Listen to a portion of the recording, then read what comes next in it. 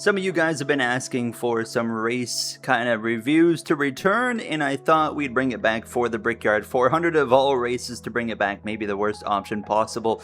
But I really did want to talk about it because it was such a frustrating watch from a fan perspective. And coming into the weekend, I knew it was going to be a frustrating watch. I don't go into Indianapolis expecting some compelling race. We're just simply not going to get that. And you've gotten really accustomed to over the course of at least next gen, where the passing for the lead is basically non-existent unless the leader completely bombs a corner, which is also pretty difficult to do in the next gen car. It seems like, I mean, as long as they just, hit their marks, they're going to be completely fine, and we saw exactly that yesterday. And, racing at Indianapolis through my lifetime of watching NASCAR hasn't been the most compelling to begin with, from the car of tomorrow to the Gen 6 to now, but it, to me, feels a lot worse now than it's ever been.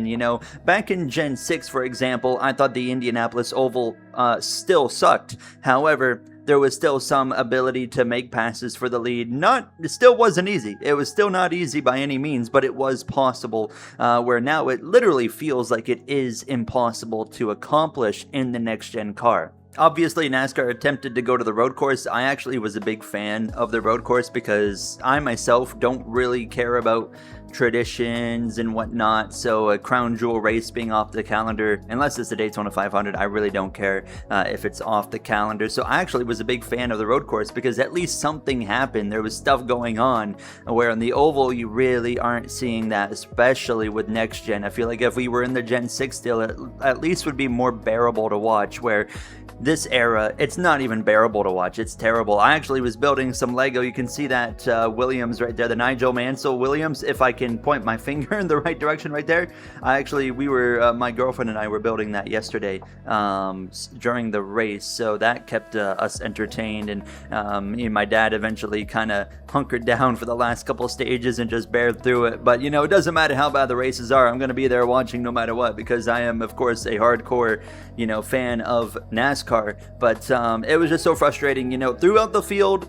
There was passing here and there because obviously no matter what, there's dirty air littered throughout the field, so passing is still an option. But even then, passing, usually there's a good bit of passing throughout the midfield in any race because everyone's dealing with the dirty air. But in Indianapolis, again, it's significantly less than an average race there. And then, of course, the battle for the lead. And no discredit to Cory Heim. I mean, he did what he needed to do. He made some really aggressive moves on, in the middle of the race, on some late race restarts. He has that dog in him, and I really, really like what he is doing so far. And we're going to talk more about him here shortly, but just about the racing product before we jump into him and say the host of our situation.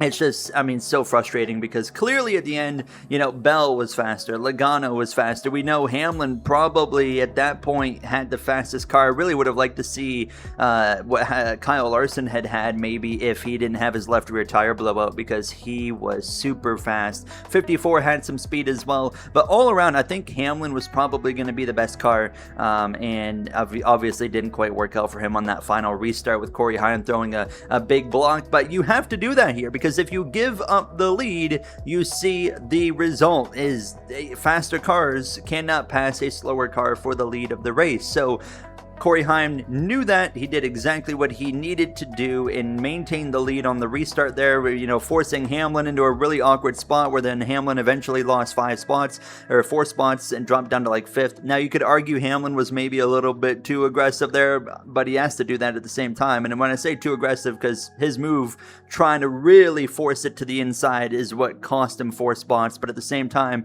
if he doesn't take an opportunity there, he's going to just ride in second for the rest of the race, and he's not going to be able to really do anything. And I don't even know what you can change, honestly. I'm not a race car engineer, specialist, crew chief, whatever you name it. I have no knowledge on what's going to make the racing better. But I do know one thing is that the racing does need to be better, and this has been the same thing since 2022 now. It's been 5 years, and it took 5 years for NASCAR to finally make a change to the super speedway package that we're going to get in Daytona. Now we need to make a change all around for some of these tracks because, we cannot accept this quality of racing at Indianapolis, at least in my opinion. But moving beyond the racing, as frustrating as it is to watch, how about, Cory Heim, what a dog. I mean, like I said, got up on the wheel, did what he needed to do, made the right moves, made the right blocks when he needed to make them. He knew all race long. I'm sure he was just getting some really good information, such as, earlier in the race when he was not letting Carson Hocevar by, and obviously some fans are upset about that. He's doing what he needs to be doing. The more cars Cory Heim holds up in that moment, the better his opportunity is to win the race. So I don't understand why people were really upset. It wasn't like he was even doing anything. He was, pretty well driving the track like he needed to, covering off the moves. At 77 also could not get close enough to get alongside and make that move to begin with. So, and I tell you what, the Carson Hocevar Cory Heim beef is really fun to watch. And for a driver that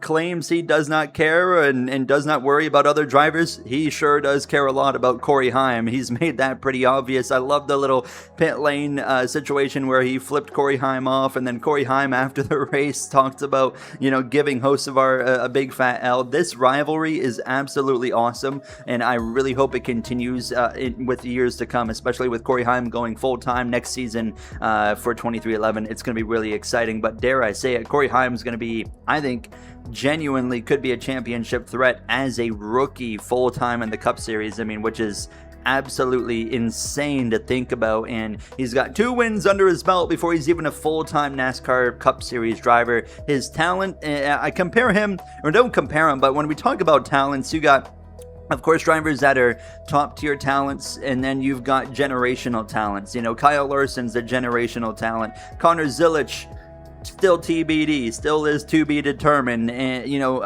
look at Carson Hocevar, he's a top tier talent. But then you go to Cory Heim, that is a generational talent.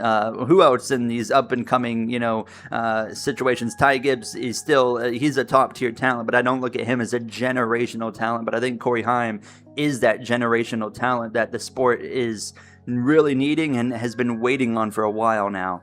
I know some are already saying that Cory Heim's a superstar already. I don't really agree with that. He's only won 2 races. I know he's not full-time, and it's awesome what he's done, but he could go into next season and then not win anything and run 15th every week. You never know. So I'm going to be one of those that's hesitant on saying this guy's already a superstar. Talk to me when you win 10-plus races. You're not a superstar with 1, 2, 3 wins to your name. That's not how superstars work.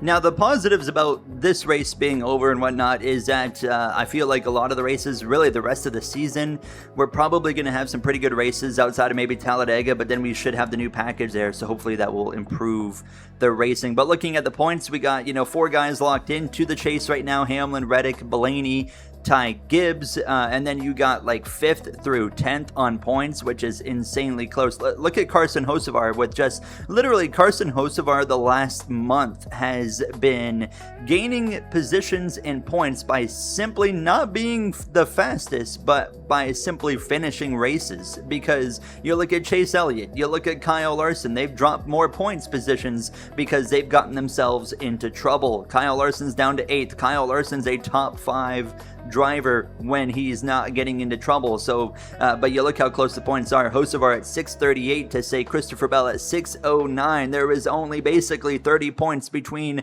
5th through 10th. We could see, an easy swing next week or after the off week, the next race. Christopher Bell could be 5th in the points and Carson Hocevar could be 10th. That's how close things are. So, it's super, super tight. And we've obviously heard about the conversations of you got to be like top 5 or 6 to win the championship, but I don't buy into that whatsoever because there's only 5-point increments between, say, 5th and 6th and 6th and 7th and then 7th and 8th and so on and so forth. 5 points, that's all we're talking. I easily could believe that, say, a Joey Logano in 13th place right now could enter the chase and go on a run, and like if he had a Tony Stewart style run, he could easily win the championship still. So I don't buy into the whole 5th or top 5, top 6 thing. I think a guy in 12th or 13th, if he went on the proper run, very well could win the championship this year. Also looking at the bubble, I mean, Shane Van Gisbergen is now only 3 points behind Bubba Wallace. He's about 8 points behind Joey Logano. He's also not far off William Byron. So you look how close things are in the bubble scenario as well. I mean, Cindric is the one that's most at risk, of course, being the first one above the cut line, and then it's Ryan Preece. I mean, you look at the points there, 38 points back for Ryan Preece. So he's got some work to do if he's going to get in over Cindric. I think Cindric and SVG are probably the two that we have to pay attention to. Also the two right at the cut line, and then Eric Jones and Ryan Preece are, I think, the two that are right below the cut line, of course, that I think have the best chances, obviously, but like realistically, I think those are going to be the guys that have the best opportunity. Just looking at the names like Keselowski, McDowell, Chastain, haven't seen enough consistency out of them to really, in my opinion, be a threat, but Keselowski's not far out either. Shane Van Gisbergen's going to come down to, and he made a great step in Indianapolis because, I mean, I thought he was going to run 25th to 30th in Indy. And over the course of the day, he got better. He found track position. He ended up 16th, which finishing 16th as a bubble driver is going to be enough to get you into the chase. So he did exactly what he needed to do right there. Can he keep that up over the next, 4 or 5 races? Of course, with a super speedway coming, you got Iowa, which SVG struggled at Iowa, so that could be a rough one. You got Richmond, where SVG's ran all right there. So there's kind of some hit or miss tracks coming for Shane Van Gisbergen that I think is going to be, if he can survive some of those races like Iowa, and Richmond and stuff like that, I think he's going to be just fine, and he will make the chase.